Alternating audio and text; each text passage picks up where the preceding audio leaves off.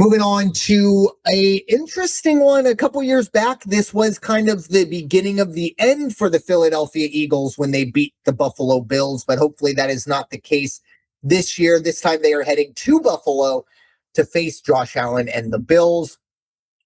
The Bills are going to be 2.5-point favorites, and the over-under is 45. Your current money line has the Eagles plus 120. Excuse me. And the Bills minus 140.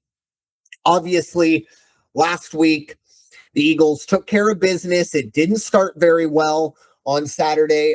First kickoff of the game, Will Shipley fumbles. And it didn't look great, if we're being honest. And even about 5, 6, 7 minutes into the third quarter, it was looking a little testy. I think there was some angst going on around Eagles Nation at that time.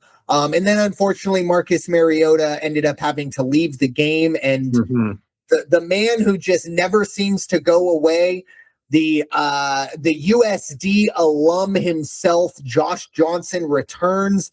And look, he did as well as Josh Johnson at 37 is going to do. The Eagles end up getting the job done and clinch a second straight NFC East title. As I mentioned, this is the first time anyone's gone back-to-back in that division in over 20 years.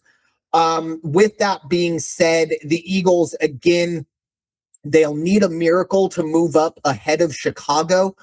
I mean, they need Detroit or Green Bay to pass Chicago to pass them because they have the tie break over both of those teams. The Eagles do, I should say.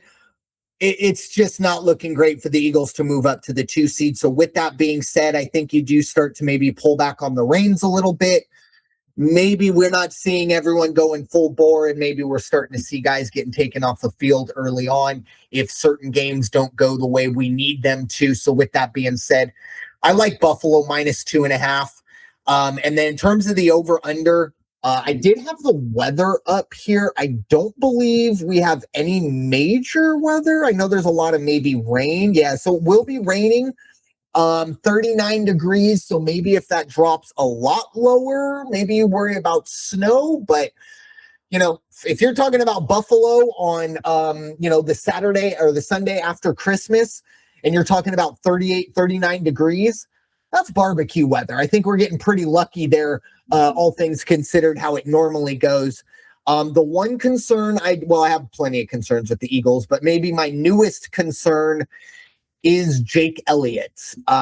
He went from Jake the Make to now Missy Elliott. And yes, I've heard both of them over the past few weeks and years.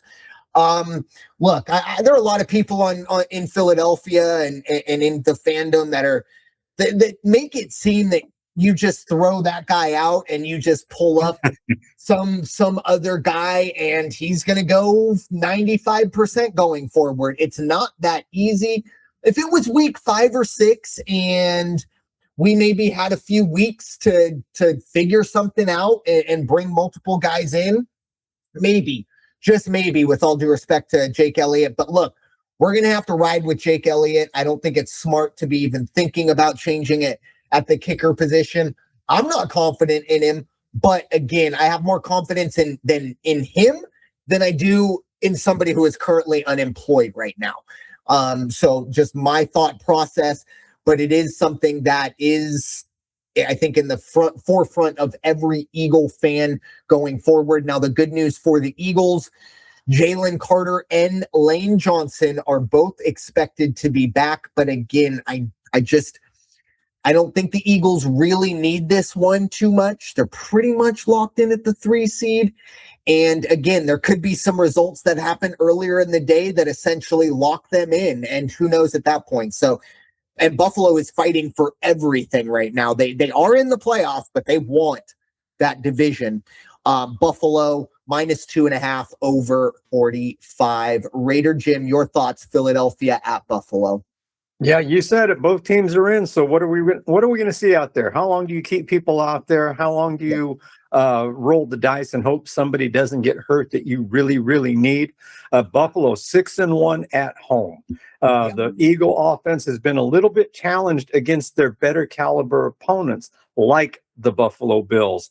Buffalo's also riding a 4-game winning streak.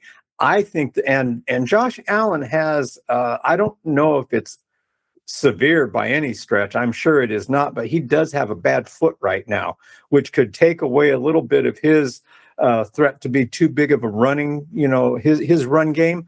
However, Eagle defense, you better watch out, because as long as James Cook puts on his pads and his shoes, he can run over you, he can run around you, and you might be seeing a lot of his back if you aren't careful and cut him off. And I think that could be the difference in this one. I think Buffalo definitely covers on this one. I like them beating, 2.5. Yeah, you know what? I'll take 2.5. I'm fine with that. And I'm with you. I'm going to go under 45.5 on this one. I don't think it's going to be a lot of points, because I think it's going to be a little more conservative. Buffalo might play a little more on the edge, because they do want to win the whole thing and get, boost their position in the playoffs seedings. But I think that's their game. They're going to do it again at home. Yeah, and I meant to bring this up as well. Saquon Barkley does look like he is rounding into form, and this would be a fantastic time. Again, getting Lane Johnson back and going up against a Buffalo run defense that is not great, but we come back to the elephant in the room. How much of the starters are we going to see from Philadelphia? Because I don't want to see anyone out there unnecessarily just to say, oh, well, we won 12 games instead of 11 or whatever it would be. We're here to win championships. So keep an eye on that. Again, that is a 125 game. So I'm not 100% sure of all the, seating, things like that. So we'll see. I know Nick Sirianni and the coaching staff are going to be prepared for whatever is needed. But as we do get towards this time of year, as a bettor, you need to be aware of what teams are actually playing for.